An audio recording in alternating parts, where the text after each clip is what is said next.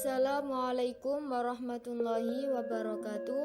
Pada video ini kita akan membahas materi tentang sumber daya alam. Sumber daya alam atau SDA itu merupakan semua kekayaan alam yang bisa digunakan untuk memenuhi kebutuhan kita. Berarti semua makhluk hidup dan benda mati termasuk juga dalam sumber daya alam. Berikut jenis-jenis sumber daya alam. Sumber daya alam sendiri ada pembagiannya berdasarkan manfaat dan ketersediaannya. Berdasarkan ketersediaannya di alam. 1. Sumber daya alam kekal. Sumber daya jenis ini seperti namanya nggak akan pernah habis. Contohnya adalah matahari, ombak, angin, dan arus laut. Yang kedua, sumber daya alam tak terbarukan. Sumber daya jenis ini suatu saat akan habis jika digunakan karena tidak dapat dibuat lagi atau perlu jutaan tahun untuk membuatnya kembali. Contohnya bumi, batu, logam, dan gas bumi. Yang ketiga, sumber daya alam terbarukan. Sumber daya alam jenis ini relatif mudah untuk dibuat lagi sehingga tidak habis. Makanya banyak orang mencoba untuk menggunakan alternatif untuk SDA tak terbarukan dengan menggunakan SDA terbarukan. Contohnya merupakan berbagai jenis tumbuhan dan hewan. Yang kedua, berdasarkan manfaatnya. 1. Penghasil energi seperti matahari, gelombang laut, dan gas bumi. Yang kedua, penghasil bahan baku seperti hutan, laut, dan tanah. Yang ketiga, untuk kenyamanan seperti udara bersih dan pemandangan alam. Selanjutnya, jenis-jenis tanah. Jenis-jenis tanah sebagai berikut. 1. Tanah humus. Tanah humus ini biasanya banyak di hutan-hutan tropis. Hutan itu kan banyak banget ya pohonnya. Jadi di sini kita bisa simpulkan bahwa tanah ini sangat subur. Tanah jenis ini juga gembur, warnanya gelap dan berada di lapisan atas. Yang kedua, tanah vulkanik. Pernah kepikiran nggak kenapa di bawah gunung itu ada sawah?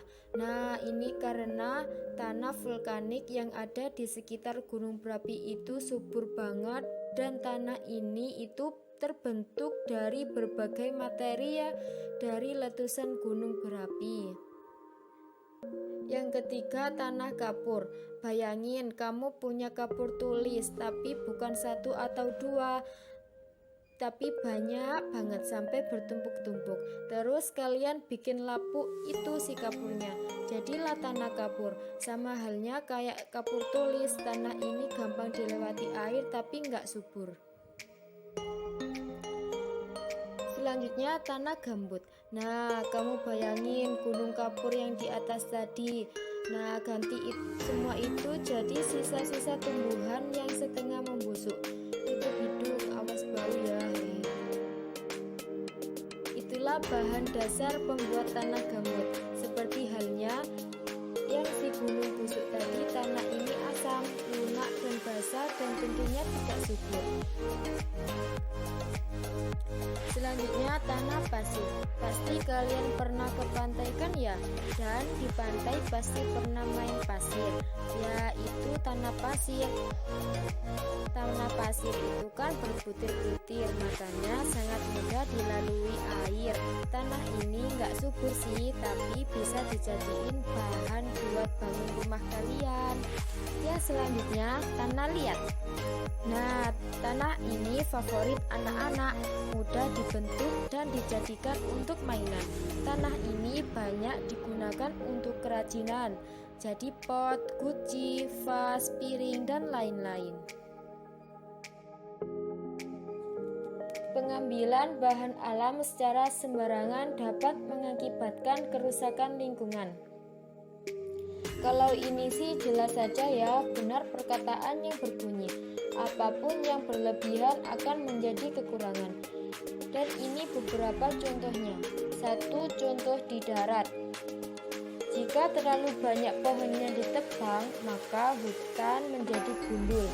Beberapa kerugian yang mengakibatkan: 1. Erosi tanah, banjir, kepunahan spesies hewan. Yang kedua, contoh di laut. Kerusakan terumbu karang di laut. Salah satu penyebabnya adalah penangkapan ikan menggunakan bom. Selain membunuh ikan, bom tersebut bisa merusak terumbu karang. Jika terumbu karang rusak, tempat tinggal ikan-ikan kecil akan rusak, jadi gampang dimakan predator. Alhasil, ekosistem laut akan rusak. Upaya-upaya pelestarian lingkungan antara lain sebagai berikut. A. Tebang pilih, yaitu melakukan penebangan hutan secara terencana. Gak mungkin dong kita stop menebang hutan sama sekali, makanya metode ini diterapkan untuk menjaga kualitas tanah dan air. Yang B. Reboisasi hutan, yaitu untuk mengisi kembali hutan-hutan yang gundul.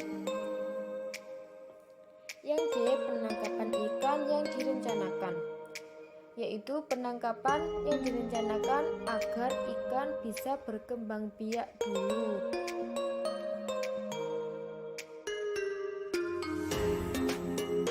Pelestarian sumber daya alam hayati atau makhluk hidup. Pelestarian sumber daya alam hayati terbagi menjadi dua menurut tempat pelestariannya. 1. One site, yaitu pelestarian di habitat aslinya seperti pelestarian badak Jawa di ujung kulon.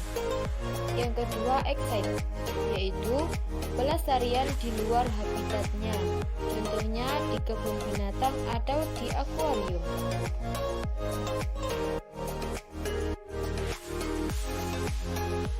Sekian yang dapat saya jelaskan dari video tersebut. Kurang lebihnya mohon maaf yang sebesar-besarnya. Wassalamualaikum warahmatullahi wabarakatuh.